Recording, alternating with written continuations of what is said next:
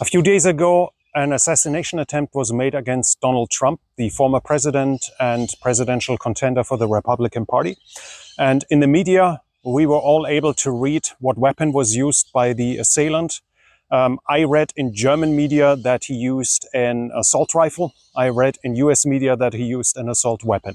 In this video, we're going to talk what is this weapon actually, because if we have a discussion about anything, shouldn't we first agree to what we are even talking about, especially in regards to nations again and again trying to ban military-alike weapons. In the US, you like to call it the assault weapons.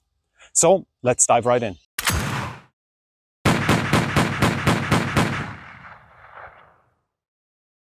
While I don't try to be too political here on the channel, I think we all should agree to at least use the correct words in a context.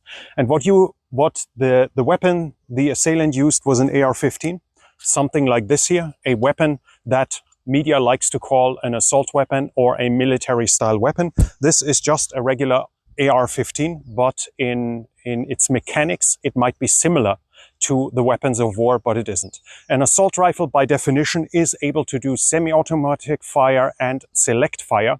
This is only semi-automatic and thus not a military weapon. Yes, it might use the same caliber. It uses 5.56 and 223, which are almost the same, but not quite the same.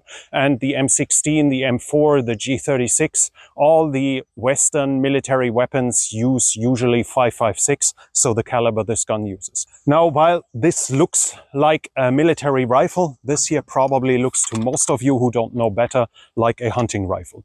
This is in fact a Ruger Mini 14, a gun that was not affected by the US assault weapons ban that banned guns like this that have pistol grips. It was not affected by this, thus could be continued. The sales for it could continue, as it looks like a hunting rifle. The fact of the matter is, though, that it's exactly the same when it comes to capabilities. Yes, it's less ergonomics. The pistol grip is easier to hold.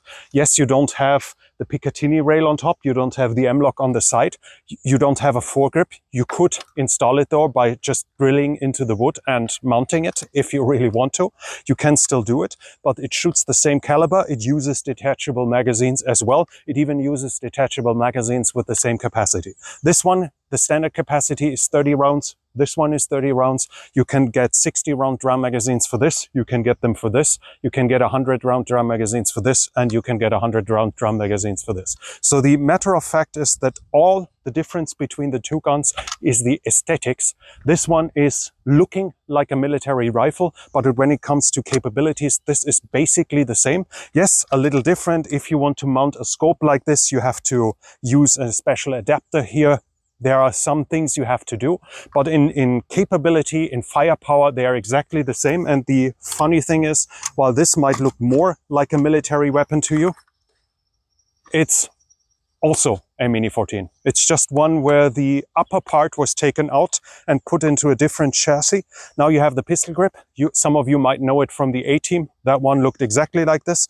You also have a folding stock, and this gun, the Mini 14, also has a select fire version that, for instance, the United Arab Emirates have bought as a military weapon in the past. So even this was used as a military weapon in the past, the design of it, not the gun itself. The gun is only semi-automatic and thus not an assault weapon, not an assault rifle. Assault rifle is a specific term that includes fully automatic fire, select fire, and the assault weapon is just a propaganda term to make guns look more scary, because this would be classified by the media as an assault weapon. This one, not sure. This one would definitely not. So if we have a discussion about anything, shouldn't we at least stick to the terms? And now you more or less know them. In capabilities, it's completely irrelevant whether it looks like a scary black gun or whether it looks like a hunting rifle. So when it comes to capabilities, this one is obviously the scary one. You can put the magazine in.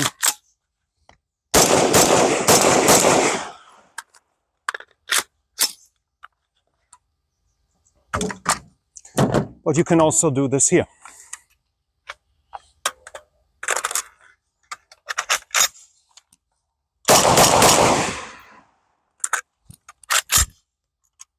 It has the exact same capabilities. So if we have a discussion, let's just stick to the facts. Let's stick to the fact that those are capability-wise, firepower-wise, they are exactly the same. The only difference is the looks and the ergonomics.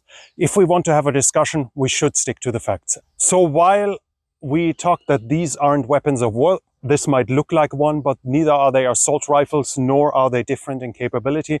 I tricked you the whole time because we had an actual weapon of war here. This is the M1 Garand. Known from a lot of movies, the gun that won World War II for the Americans. The gun the Americans fought in Korea with, an actual weapon of war, and the ammo it uses, 30-06, is twice as powerful as the 5.56 from those. But this would be considered by most as a sporting rifle, as a hunting rifle, but not as a weapon of war. So let's just stick to the facts. It isn't as easy as it looks on the first regard. An AR-15 might have some similarities with a weapon of war, but it isn't.